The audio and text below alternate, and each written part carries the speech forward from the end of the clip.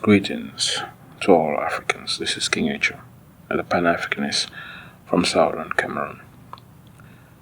There is a U.S. African summit that is coming up in December, and I believe it's between December 13 to like the 16th or so. But the thing about this U.S. African summit, 4 countries in Africa have been denied access to the U.S. African Summit. You have Mali, you have Burkina Faso, you have Sudan, Guinea. They have been refused, or they denied them access to this U.S. African Summit. You really think that it's because there have been coups in this nation, or because Sudan is not listening, or is abusing the human rights. But no, this is a method the West are good at, the divide and conquer method. It's a strategy that they use to exploit Africa, to exploit the people of Africa, to exploit the continent of Africa. They understand it well enough to utilize it against us. But the thing is, Africa must grow, and the politicians and people in Africa also must grow and understand the politics of the West, the politics of the East, the politics of Russia, the politics of Europe in general. Because in order for Africa to survive, and not just survive, but thrive and grow to its potential that it needs to get, we must, as Africans, understand the politics of the West, the politics of Russia, the politics of China, the politics of European nations and Latin American nations as well. If we don't understand the politics, then Africa will never grow as the continent that it needs to. This is a divide and conquer strategy, making sure that Burkina Faso, Mali, Sudan, Guinea not attend the U.S. African Summit is divide and conquer strategy. But then again, I ask the question, why must all 49 or in general all 54 countries of Africa visit or attend the U.S. African Summit, the Russian African Summit, the Indian African Summit, the China African Summit? Why do we have to be going through all this summit? And if we ever notice, we've been going through with all this summit after summit after summit, but we don't really achieve anything after we go to the summit. Now, they're having the summit because they are interested in obtaining what they need from the continent of Africa. Why can't the politicians and the people of Africa understand that this is a political tactician way of doing things? If we want to thrive as a continent, there's something that we need to apply. The 2 most military powerful nations in the world is the United States and Russia. And since colonization or after colonization, nations like France has been abusing French African nations. Even, United Kingdom have been abusing English African nations. But we need to understand that we need to play politics and play politics with intelligence in order to achieve what we want to achieve in the continent of Africa, which is why this is my suggestion to the people of Africa, to the continent of Africa, to all the 55 countries of Africa. All 49 countries that are going to attend, half of it should go and half of it should not go. Why do I say that? Because the West always use tactics of divide and conquer. We also need to use tactics of divide and conquer.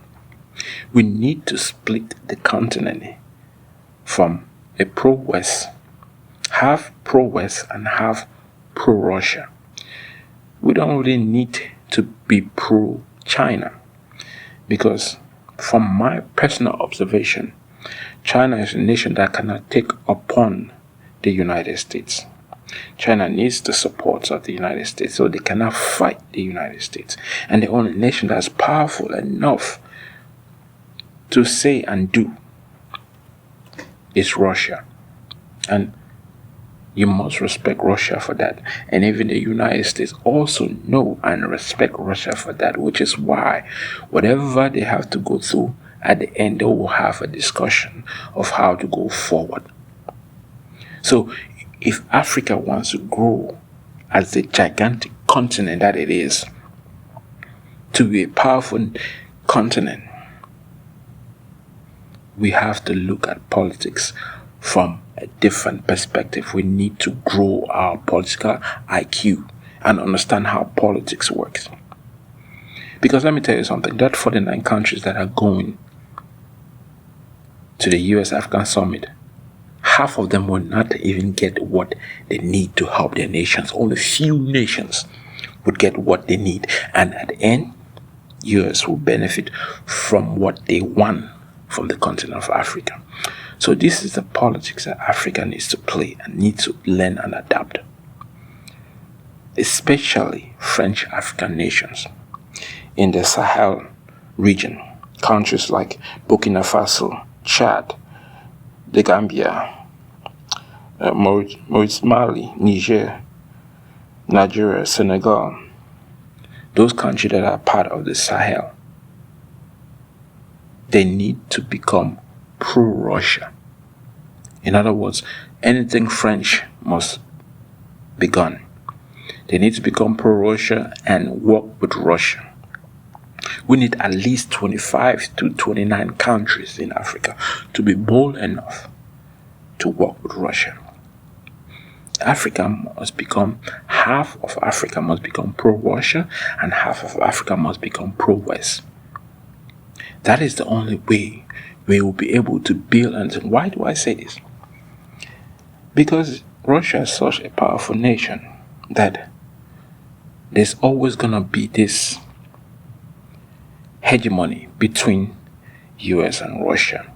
And US cannot suffice the entire 54 countries, which means all the rest of the countries that are going, 49 countries, only few will benefit from the US African Summit. So, in order for Africa to grow, we need to create half of African countries, mostly French African countries, that want to get rid of France, need to work with Russia. Why?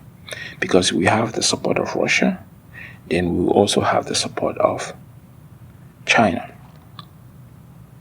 And we will be able to work with those countries that are pro-Russia and do what is needed to benefit the continent of Africa. The world is divided. And in order to achieve anything, you must create power. Africa doesn't have the power. Africa is literally begging for the African Union to be added to the G20, begging on their knees, begging. But they don't need to. What Africa needs to do right now,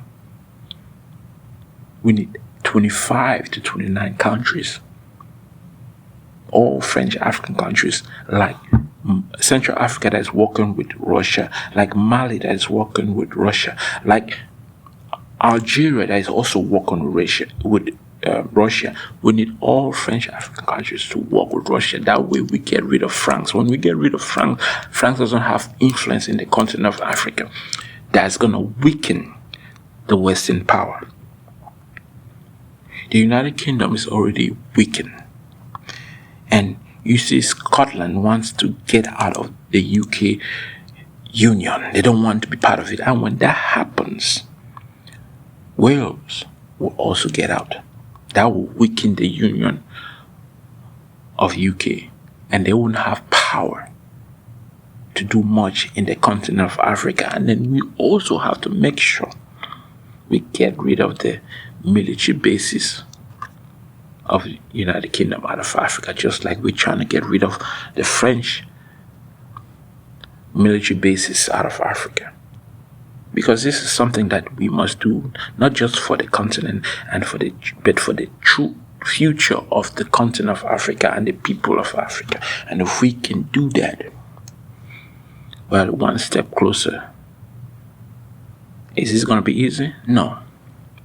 The continent has to become an independent continent and must think and act for the interests of Africa. And if the politicians and the people of Africa cannot do that, then we will remain slaves forever. This is King Etchu. I'm out.